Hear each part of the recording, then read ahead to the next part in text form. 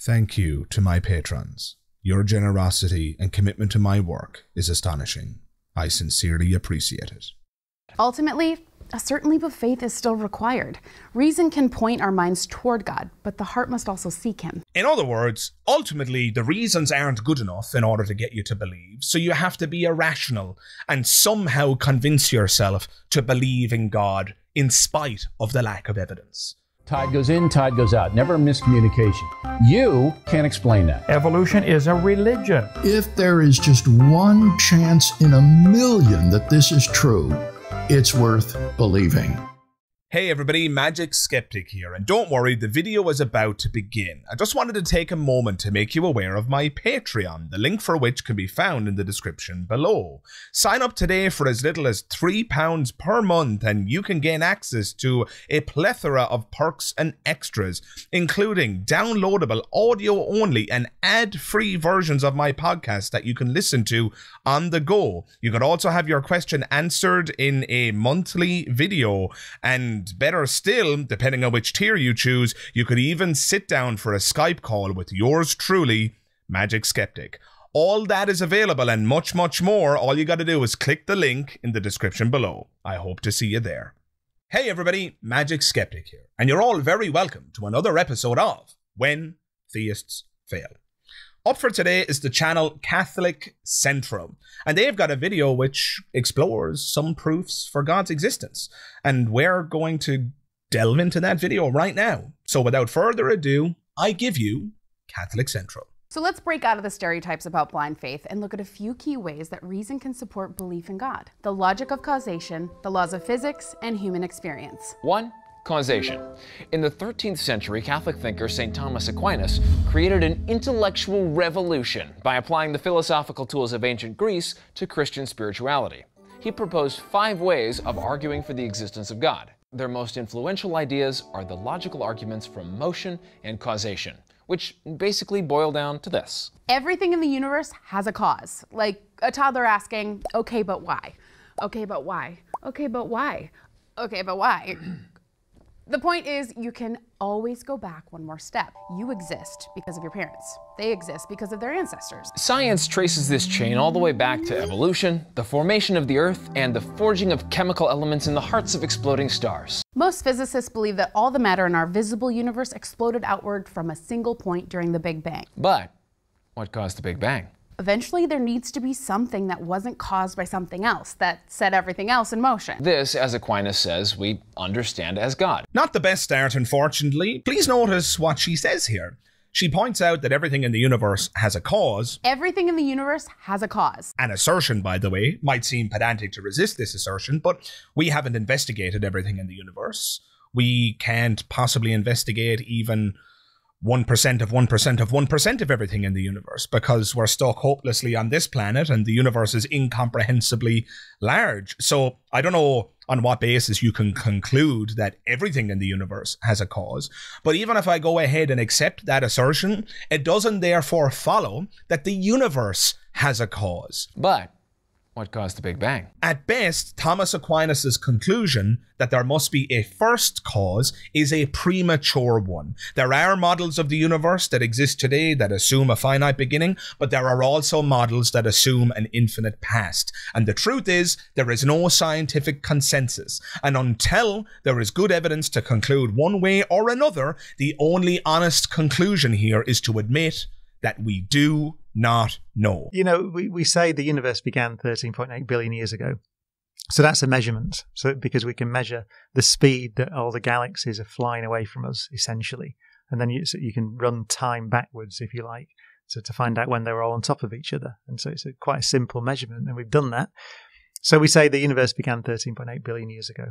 But actually, all we know really was the universe was very hot and very dense at that time. And we have some theories that the universe was in existence before that, and perhaps some sort of circumstantial evidence. And that means that actually the universe could have always been there, eternal. Does the universe have a beginning, or is there an infinite past? I don't know. It would be nice if theists would have the same amount of humility so that they could admit that they don't know what they don't know, and so that they could avoid stupid arguments like this one. Anyway, with that said, let's move on. Second, in order for us to exist at all, not only did evolution need to follow a very precise path, but the laws of physics themselves couldn't be much different from what they are. Professor Johnson? Current science says that there are 38 kinds of elementary particles, which interact according to 4 fundamental forces. Even very slight changes to these would prevent our solar system from forming in the first place. For example, 1 second after the Big Bang, if the gravitational pull hadn't been balanced to within 1 part in a quadrillion, the known universe would have quickly collapsed back onto itself. If the pull had been just a tiny bit weaker, matter would have never clumped together to form stars and planets. The same problems would have happened if the density, 1 instant after the Big Bang, hadn't been tuned to within 60 decimal places. According to physicist Roger Penrose, for the universe to produce orderly matter instead of chaotic soup, it would have needed very low entropy or disorderliness just after the Big Bang. Only 1 in 10 to the 10 to the 123 possible universes would have had low enough initial entropy. That's 10 followed by vastly more zeros than there are atoms in the known universe. And any one of these factors being out of place would prevent life. None of this irrefutably proves the existence of God, but these discoveries, through our scientific reason, show that a life-supporting universe coming into being by pure chance would be a mind-boggling coincidence. Astronomer Hugh Ross compared it to the possibility of a Boeing 747 aircraft being completely assembled as a result of a tornado striking a junkyard. There is so much wrong here that I truthfully don't even know where to begin. Oh, goodness. This is the fine-tuning argument, and unfortunately it can be debunked in a single sentence. They haven't demonstrated that any of these numbers could have been otherwise. End of story. They are acting as though all of these numbers, these boundary conditions, like the cosmological constant, the strong and weak nuclear forces and all the rest of it, they're acting as though these numbers could have been otherwise. Any one of these factors being out of place would prevent life. If all of these numbers could have been otherwise, if it's possible that those values and figures could have been different, well then yes, you've got a very interesting argument from improbability, because the likelihood of producing the universe that we have here, if those numbers could have been different, the likelihood is vanishingly small. But you haven't demonstrated that those numbers could have been different. You have to demonstrate that first. For all we know, when universes come into existence, they always have these exact values. Right? You have to demonstrate that there's variability in the numbers before you start lecturing us on improbability. These discoveries, through our scientific reason, show that a life-supporting universe coming into being by pure chance would be a mind-boggling coincidence. Probabilities, in order for them to exist, require that there are multiple outcomes. If I threw some dice and they kept on landing on the same numbers, let's say it always landed on 2, 2. This die shows 2, this die shows 2. And I keep rolling them and it keeps landing on 2, 2, 2, 2, 2, 2. That might seem impressive until we examine the dice and discover that every face of both dice has the number 2 on it. And then suddenly the outcome being 2, 2 is rendered irrelevant. It's no longer impressive because the probability that it was going to be 2, 2 was in fact 100%. For all we know, our universe is a lot like that analogy, where the numbers were always going to be this way, no matter what. You have to demonstrate variability in the numbers, and therein resides the problem. We have a sample size of one universe. We don't have multiple universes to compare with. We can't rerun the experiment, so we don't know whether or not these numbers are impressive in their improbability, because we don't even know if there are probabilities at play. For all we know, the numbers were always going to be this way. You have to demonstrate that first. Otherwise, this entire argument is white noise. It's garbage. And what's really irritating is that they name drop 2 people here, one of whom is Roger Penrose. According to physicist Roger Penrose, for the universe to produce orderly matter instead of chaotic soup, it would have needed very low entropy or disorderliness just after the Big Bang. And Roger Penrose makes the exact point that I've made here. They don't mention that. They quote Roger Penrose in order to bolster their argument, but neglect to mention that Roger Penrose actually articulates my point when he's consulted on this matter. Have a listen. I mean, we just know so little about what constitutes life and how it I mean, we have the universe we have, and you could imagine fiddling with the numbers and making them. To what extent that freedom is even there, mathematically, isn't clear. And he's not the only one to make this point. Have a listen once again. First, I am by no means convinced that there is a fine-tuning problem, and again, Dr. Craig offered no evidence for it. It is certainly true that if you change the parameters of nature, our local conditions that we observe around us would change by a lot. I grant that quickly. I do not grant that therefore life could not exist. I will start granting that once someone tells me the conditions under which life can exist. What is the definition of life, for example? Sadly, we just don't know whether life could exist if the conditions of our universe were very different, because we only see the universe that we see. Secondly, God doesn't need to fine-tune anything. We talk about the parameters of physics and cosmology, the mass of the electron, the strength of gravity, and we say if they weren't the numbers that they were, then life itself could not exist. That really underestimates God by a lot, which is surprising from theists, I think. In theism, life is not purely physical. It's not purely a collection of atoms doing things like it is in naturalism. I would think that no matter what the atoms were doing, God could still create life. God doesn't care what the mass of the electron is. He can do what he wants. The only framework in which you can honestly say that the physical parameters of the universe must take on certain values in order for life to exist is naturalism. It looks like the constants in nature are fine-tuned for life to exist, but we don't know if another set of constants would allow another kind of life to exist. We don't know enough. It's part of the problem of the anthropic principle. It's really a principle based on ignorance, not knowledge.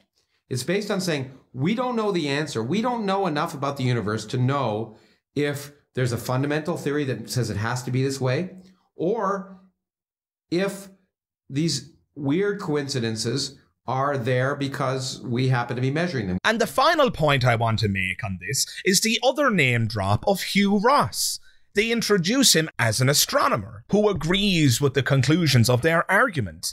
Astronomer Hugh Ross compared it to the possibility of a Boeing 747 aircraft being completely assembled as a result of a tornado striking a junkyard. But they failed to mention the key point: he's a Christian apologist. Now, some of you may point out, and this would be a completely fair point, Magic Skeptic, the fact that Hugh Ross is a Christian apologist is utterly irrelevant. All that matters is the integrity of his argument.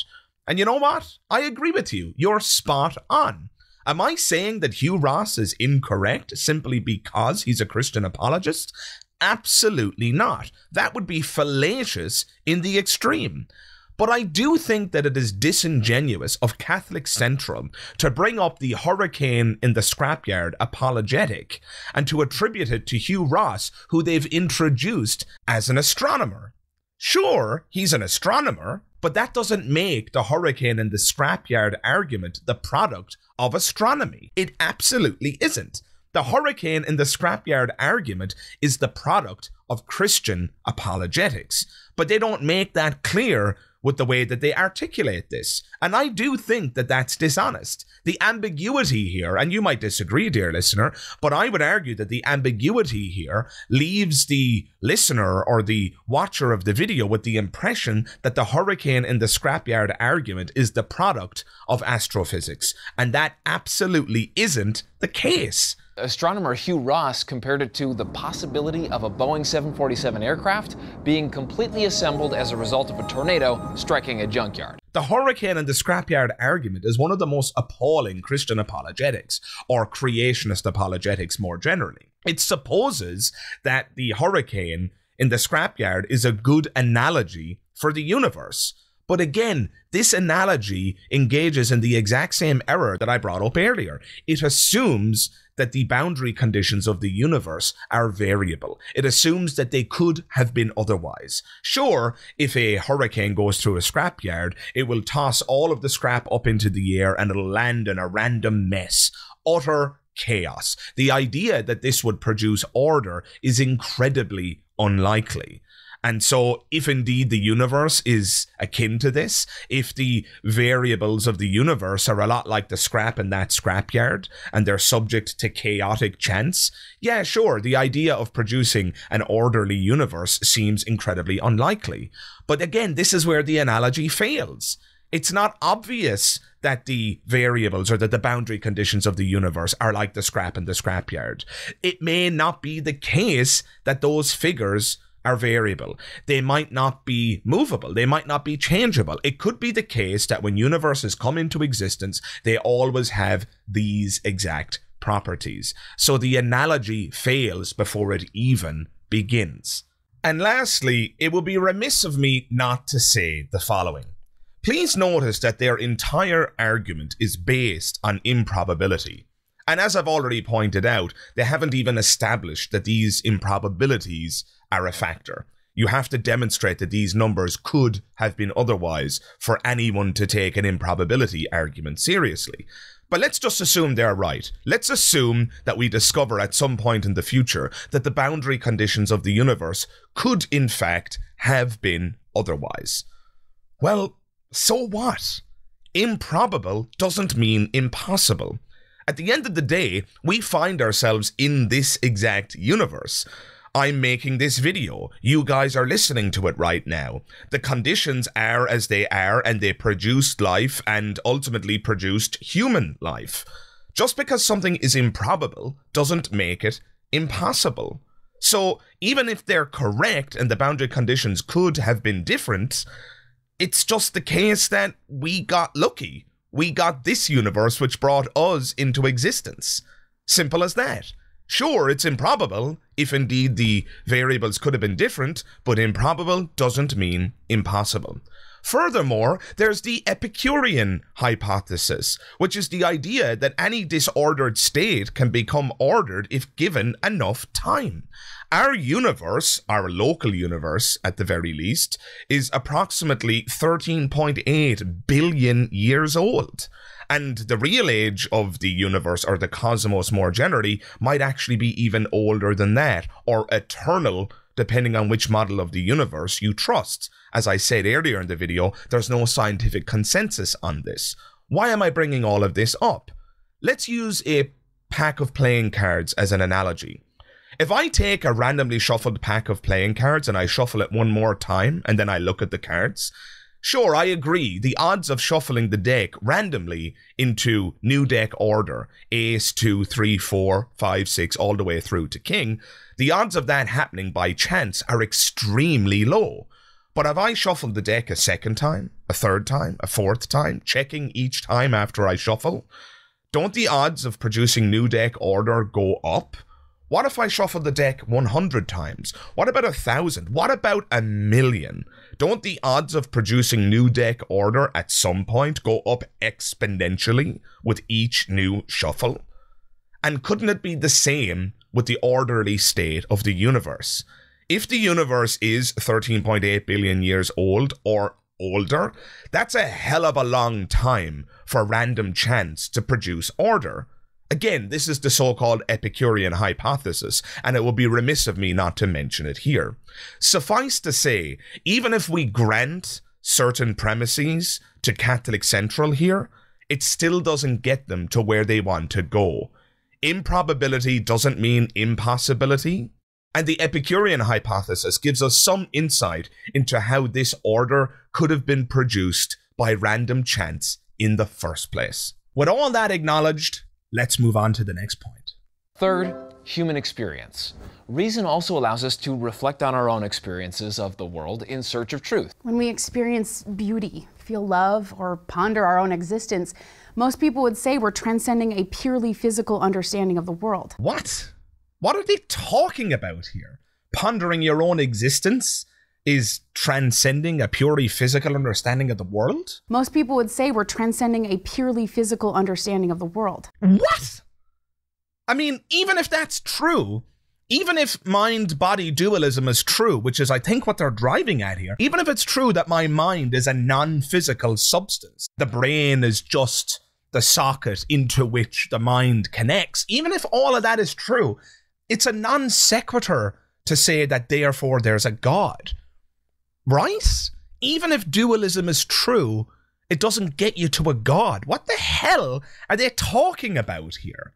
I don't accept that dualism is true, by the way. I don't see any evidence for a non-physical substance. I don't even know how you would go about demonstrating the existence of a non-physical substance. There doesn't appear to be a mechanism. Nobody has ever discovered a mechanism for demonstrating the existence of the metaphysical or supernatural. And until somebody does that, we're stuck. That's not evidence in favor of it. Some people will use that as a defense. Oh, Magic Skeptic, there's no way of interacting with the supernatural, so you can't prove that it doesn't exist. It's not my job to prove that it doesn't exist. If there's no proof in favor of it, I'm justified by default in rejecting it and remaining unconvinced. You need to demonstrate the existence of a non-physical soul substance or a non-physical mind or a non-physical anything before anybody can be said to be rational in believing it. It's not my fault that you don't have a mechanism. I'm going to remain unconvinced until you provide evidence for that fact. But if you want to know my view, I think the mind is just an emergent property of the brain. Brain states are directly correlated to our thoughts and our feelings. That includes love. It includes contemplation and self-reflection. I see no reason to assume that there's anything non-physical going on here. But look, let's hear them out and see where they're going with this. But let's say you don't believe that. Maybe you believe that 100% of the experience of love is just an illusion explained by hormones and electricity in our brain. You cynic. Neuroscientists can describe the electricity in our brains and analyze our hormones, but they can't explain why humans have the capacity and desire for the transcendent. The non-material part of ourselves that connects us to the transcendent is what Catholics would call the soul, which has its source in God. What?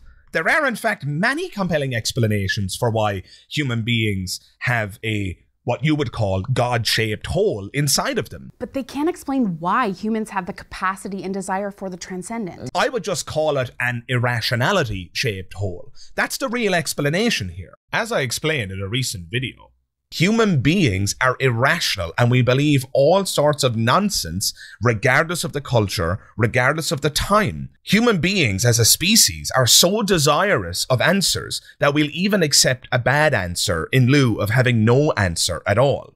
So when the thunder and lightning frightens us in a pre-scientific age, we believe that Zeus is throwing his thunderbolts. When somebody falls to the ground and trembles with epilepsy at a time before medicine had developed, we conclude that there must be some kind of a possession, or that a demon has entered their body, or that a witch has cursed the individual. This is ubiquitous. This exists throughout all of human societies, throughout all human cultures, all throughout history. The reason many human beings believed in gods in the past has a hell of a lot more to do with our irrationality, and that's a much more likely explanation than the one that's being offered in this video, i.e. the reason so many people believe in a god is because God exists.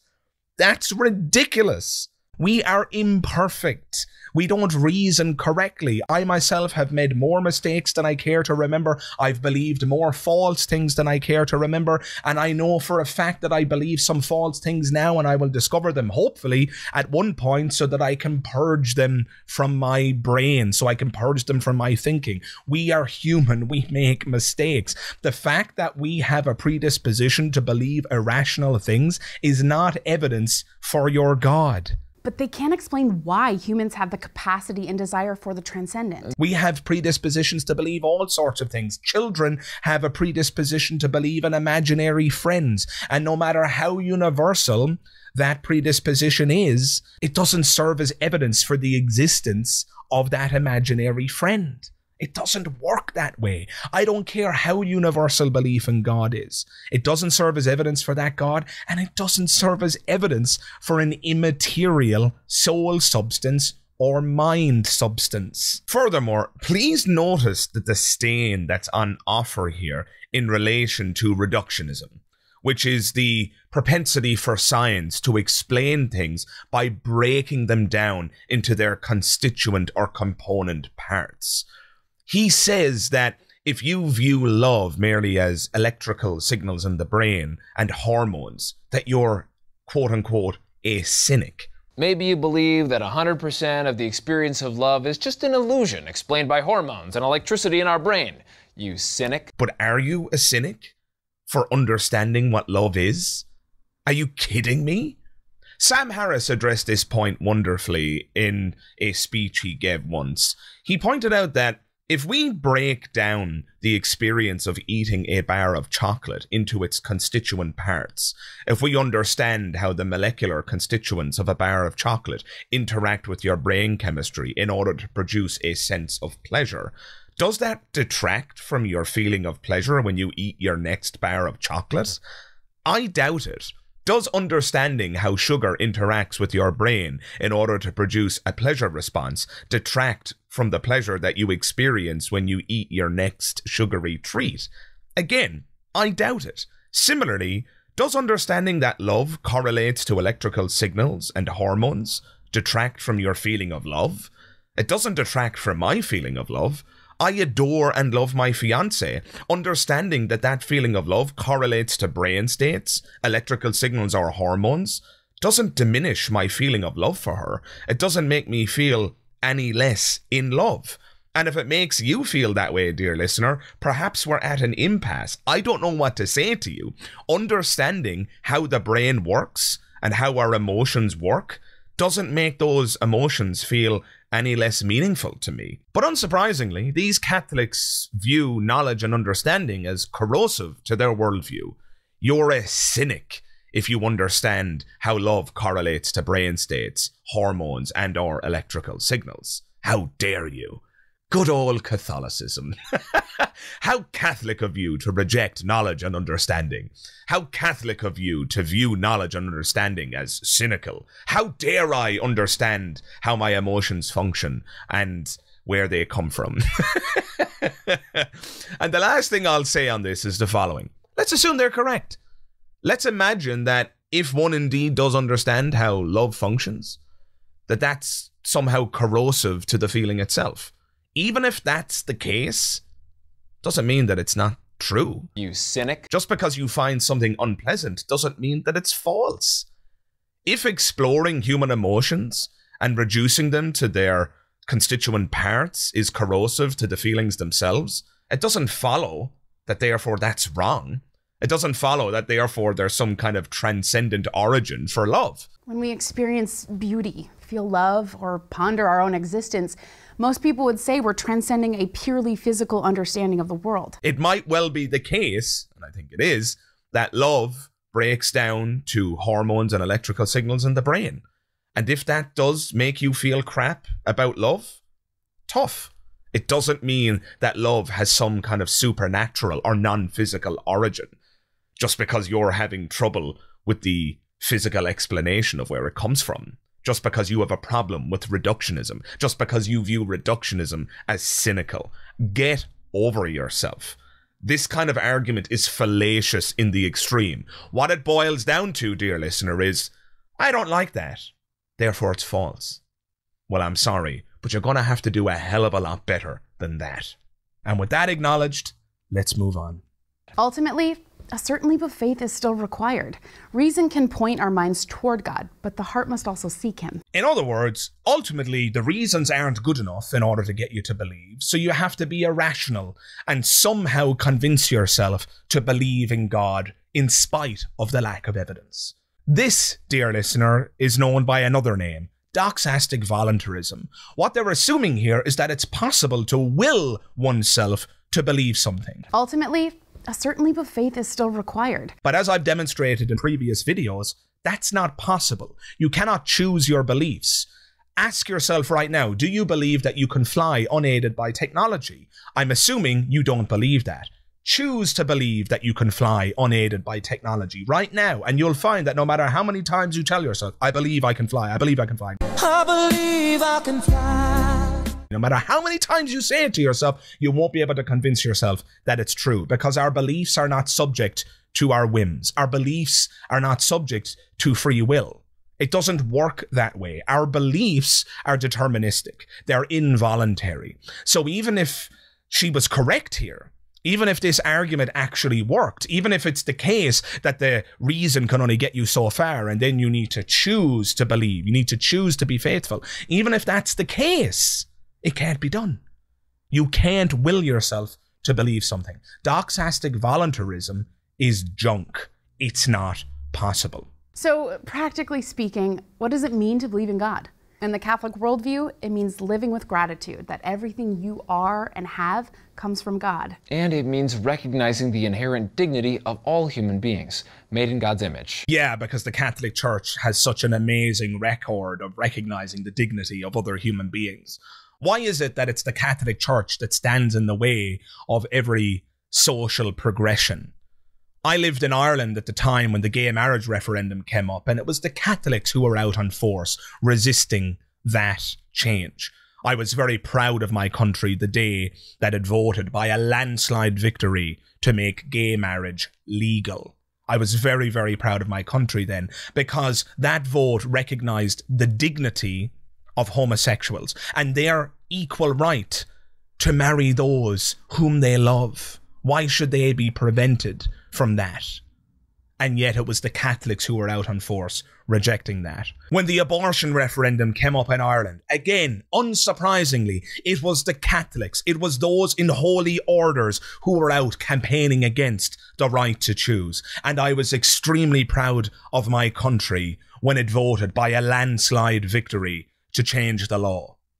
When the blasphemy referendum came up in Ireland, again, unsurprisingly, it was the Catholics, it was those in holy orders who were out campaigning against one's right to criticise the church, to criticise God, and to criticise theology. And once again, to finish this trifecta of referenda, I was incredibly proud of my little country when the Irish people voted by a landslide victory to remove the blasphemy laws, thereby legitimising one's right to criticise religion, criticise God, and criticise the church.